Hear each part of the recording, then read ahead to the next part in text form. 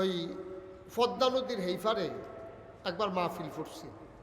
এটা তখন পদ্মা সেতু হয় নাই, সেতু হওয়ার আগে মাহফিল ফুটছে। তা আমি তখন এত মানুষও আমার চিনে না, আমিও তো মানুষের চিনি না।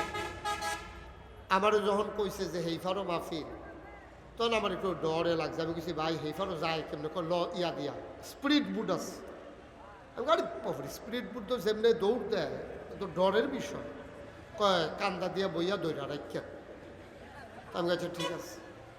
তা আমি এ মাহফিলে যাওয়ার সময় কয়েকজনের লোকে হেইফারও ওয়াজ করি না, দুই একজন বক্তার লোক আলাপ করলাম, ভাই নমুনা কিন কেন সব কিছু ভালো, তবে ফেরি গাড়ো লঞ্চ গাড়ো খাওয়া দাওয়া করতে সাবধানে করিলেন, এটা কিন্তু ডেঞ্জারাস, নমুনা খারাপ। আমি কির কয় মনে করেন আপনার ইলিশ মাছ দিয়ে বাদ দিব, আপনি 2টা নলা দিয়া সারবেন, এমন সময় করবো লঞ্চ ছেড়ে দিতে আছে, আপনার